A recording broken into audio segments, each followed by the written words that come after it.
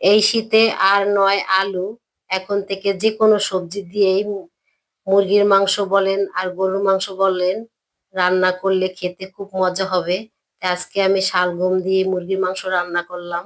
এখানে গরুর মাংসটা দিয়েও রান্না করলে খেতে আরো বেশি মজা হবে। আসসালামু আলাইকুম ভাই বোনেরা, কেমন আছেন?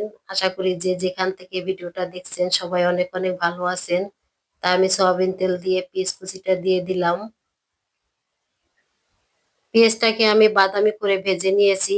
এখন আদা রসুনটা দিয়ে দিলাম। এখানে একসাথে আদা রসুন বাটা আছে, তা পরিমাণ মতন সেটা আমি দিয়ে দিলাম।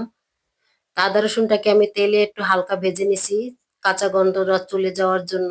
তা এখানে আমি বাটি দেওয়ার পানিটা একটু দিয়ে দিলাম, যাতে করে মশলাটা পুড়ে না যায়। হাফ চামচ পরিমাণ এখানে হলুদের গুঁড়োটা দিয়ে দিব, আর লাল মরিচের গুঁড়ো দিয়ে দিব 1 চামচ পরিমাণ। স্বাদ মতন লবণ দিয়ে দিব এখানে। ধইনা আর জিরাটা আমি একসাথে গুঁড়ো করে নিয়েছি, তাই সেখান থেকে আমি 1 চামচ পরিমাণ দিয়ে দিব। তাই সব মশলাগুলো আমি ভালো করে কষিয়ে নিব। মশলাটা কষানো হয়ে গেছে, মশলার গায়ে তেল ছেড়ে দিয়েছে। এখন আমি মুরগির মাংসটা দিয়ে দিব। তাই মুরগির মাংসটা আমি আগে থেকে হলুদ আর লবণ আর একটু লেবুর রস মাখিয়ে রেখে দিয়েছিলাম। তা মাংসটা আমি ভালো করে এখন কষিয়ে নেব। তা মাংসর সাথে এখন আমি শালগমটা দিয়ে দিব। যেহেতু শালগম সিদ্ধ হতে একটু সময় লাগে, তা আমি একসাথেই দিয়ে দিব। এই শীতে যে কোনো সবজি দিয়ে মুরগির মাংস বলেন আর গরুর মাংস বলেন রান্না করে খেয়ে দেখবেন, খুবই মজা লাগে। তা আমি শালগমটা একটু বেশি পছন্দ করি, আমি মূলার থেকে শালগমটা একটু খেতে খুব ভালো লাগে আমার কাছে। এখানে জিরা, মৌরি, জয়স্ত্রী আর এসে এলাচ, লং, দারচিনি আর তেজপাতা, এই মশলাটাকে আমি শিলপাটায় বেটে নিব।